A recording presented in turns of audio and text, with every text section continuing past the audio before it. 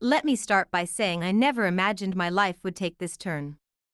I've always considered myself a private person, someone who values respect and boundaries, especially in my own home.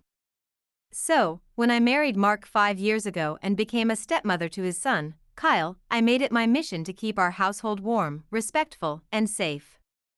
I never wanted to be the evil stepmom or to push too hard. I just wanted peace. Kyle was 17 when Mark and I got married. His mom wasn't in the picture much, she moved overseas years ago and kept contact minimal. So Kyle lived with us full-time, and I stepped into more of a guardian role than I expected. At first, it was awkward. He barely spoke to me unless necessary. But I thought, he's a teenage boy. That's just how they are. I gave him space. Too much space, maybe. Kyle is now 22. He still lives with us while finishing college. He works part-time at a tech store, spends hours in his room, and keeps to himself. He's not the type to cause trouble. In fact, I always saw him as quiet, nerdy, and a little socially withdrawn. But a few months ago, something started to feel off. It began with subtle things. I'd come out of the bathroom after a shower and feel like someone had been in the hallway.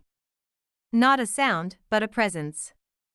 I'd shrug it off, telling myself I was being paranoid. But then I'd catch the faintest creak outside my door or notice my door wasn't quite shut the way I left it. One day, I walked into my room and saw the edge of my closet door open. Just an inch, enough to make my stomach twist. I always shut it completely. Always. I stood there, staring at it, heart racing. I checked inside. Nothing seemed missing or disturbed. Another time, I noticed a shirt I had worn the day before, one I had left in the laundry basket, was no longer there. I assumed I must have tossed it in the wash without remembering. No big deal. But later, when I checked the washer, it wasn't there either. I asked Mark if he'd started a load. He said no. That shirt was never found. I started to feel like I was losing my mind. Things escalated the night I had the flu.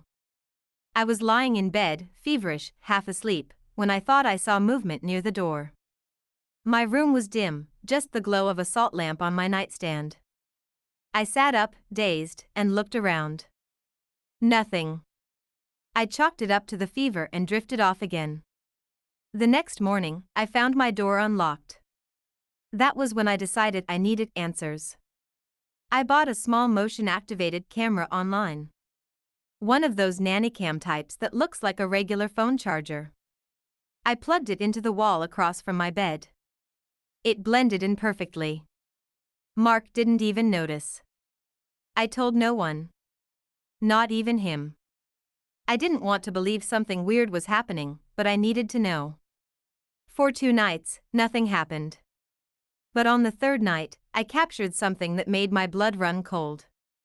It was around 1:45 a.m. I was asleep, completely under the blanket, the room quiet. Then, the footage showed my bedroom door slowly opening. Kyle stepped inside. Barefoot. Silent. He stood just inside the room, watching. Just watching. He didn't say a word. Didn't move further. Just stood there. For nearly 3 minutes. Then he turned and left. I watched the video at least 10 times, hands shaking. It was the middle of the afternoon. I was alone at home. Mark was at work. Kyle was at class. My heart was pounding. I felt violated. Disgusted. And confused. I decided not to confront him yet. I wanted to be sure it wasn't some one-time bizarre lapse of judgment. So I let the camera roll. Over the next 4 nights, I caught him entering my room 3 more times.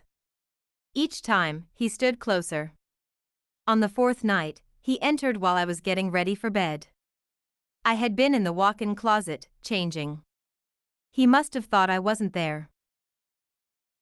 The footage caught him peeking around the corner, and then freezing when he heard movement. He backed out silently. That was the moment I knew this wasn't innocent. This wasn't a sleepwalker. This wasn't a confused kid. This was intentional. That same night, I copied the footage to my laptop and called Mark. I told him we needed to talk, privately. When he got home, I showed him the footage. All of it. He sat in stunned silence. "Is this real?" he asked, barely above a whisper. "Yes," I said. "This has been happening for weeks." I didn't say anything until I had proof. Mark looked like the ground had been ripped from under him. He ran his hand over his face, took a shaky breath, and said, "I had no idea. I don't even know what to say." "I want him out of this house," I said, calmly. "I want my privacy back. My safety." Mark nodded. That night, he sat Kyle down in the kitchen. I stayed upstairs but listened from the hallway. "Kyle," Mark said, "we know what you've been doing." Silence. "We've seen the footage." Kyle said nothing for a long time. Then he said, "I didn't do anything. I was just checking on her." "Checking on her?" Mark snapped. "In the middle of the night? Watching her change?" Kyle tried to deny it. Then minimize it. Then finally admitted it. "I don't know why I did it," he said. "It wasn't supposed to be creepy. I was just curious." Curious. That word made my skin crawl. I came downstairs then. I looked him straight in the eye and said, "You don't get to be curious about my body. Or my privacy. That's not curiosity. That's a violation." He looked ashamed. But not nearly ashamed enough. We told him he had 2 weeks to find another place to live. Mark offered to help him financially, get a room, move into student housing, whatever. But he could no longer stay under our roof. The next 2 weeks were tense. We barely spoke. I kept my door locked 24/7. Mark and I fought more than we ever had, not because I blamed him, but because of the weight of what had happened. The ripple effect. Kyle moved out quietly. No apology. No explanation. I haven't seen him since. Mark has been trying to rebuild trust with me. We're in therapy now, both of us. I think we'll make it, but the healing is slow. Some nights I still wake up in a cold sweat, remembering the way Kyle just stood there. I never imagined I'd feel unsafe in my own home because of someone I helped raise.